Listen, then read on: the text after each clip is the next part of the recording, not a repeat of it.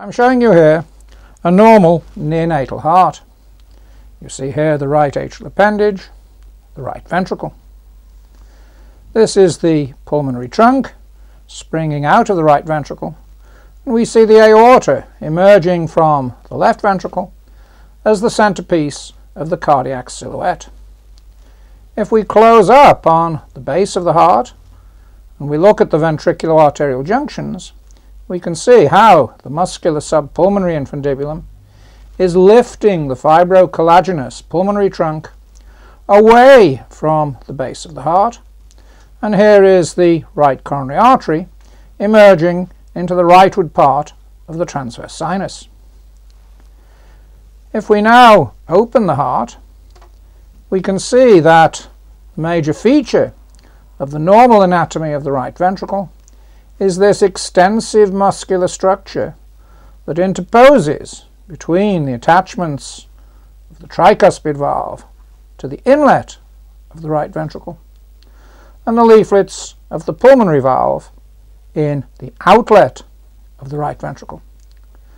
And this extensive muscular shelf, of course, is the crista supraventricularis, or the supraventricular crest. Now, if we look at it very carefully, we see that it inserts here between this second prominent muscular structure on the septal surface of the right ventricle. This is the septomarginal trabeculation, or the septal band. And we see that it has a body, it has a postero-inferior limb that gives rise to the medial papillary muscle, and it has a superocephalad limb that runs up to reach the leaflet of the pulmonary valve. And we can see that the supraventricular crest inserts between the limbs of the septomarginal trabeculation. We'll look in a little more detail at the precise structure of this union in a larger heart very shortly, but at this stage let me also point out to you these trabeculations here on the anterocephalad surface of the subpulmonary infundibulum. These are the septoparietal trabeculations, and they run all the way down to the apex of the right ventricle. Indeed, the extension to the medial papillary muscle from the septomarginal trabeculation, the moderator band, is but one of this extensive series of septoparietal trabeculations. I've now moved to a much larger adult heart so that I can show you in greater detail the anatomy of the union between the supraventricular crest and the septomarginal trabeculation. So as I open the heart, again you see the tricuspid valve entering the inlet of the right ventricle. We see here the medial papillary muscle. We see here the extensive anterior papillary muscle. And once more we see this extensive muscular crest in the roof of the right ventricle that interposes between the hinge points, the tricuspid valve, and the pulmonary valve. If we close in a little on the septal aspect, we can again see the body of the septomarginal trabeculation, or the septal band.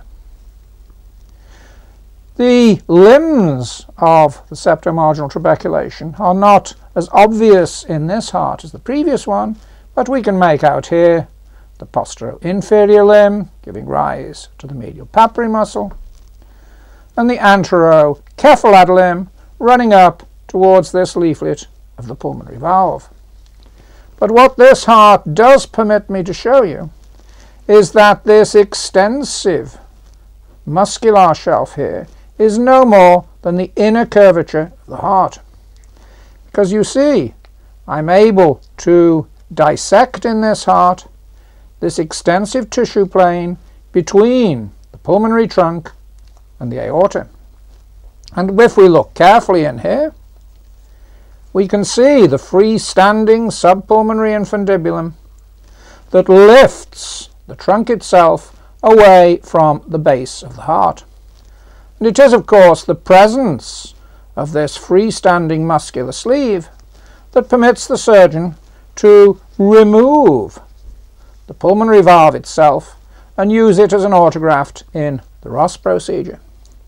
So if I pass my finger into this tissue plane and then I pass a needle through this area close, here you see, to the Y of the septomarginal trabeculation or the septal band, and then I pass the needle through the wall of the heart. When we turn it to the outside, you see that my needle has passed into the tissue plane between the pulmonary trunk and the aorta. And that shows us that the larger part of this muscular supraventricular crest is no more than the inner heart curvature separating the leaflets of the pulmonary valve from the leaflets of the tricuspid valve. There is, of course, a small part of the musculature here that we could cut away and enter the left ventricle, so a small outlet septum, but in the normal heart there is no way of knowing where the inner heart curve, which we call the ventriculo-infundibular fold, becomes confluent with the small outlet septal component, which in turn inserts itself between the limbs of the septomarginal trabeculation or the septal band. The other feature we can see in this heart is the septoparietal trabeculations, and as we see, these are no more than freestanding trabeculations running from the anterosuperior surface of the septomarginal trabeculation to the parietal wall of the right ventricle.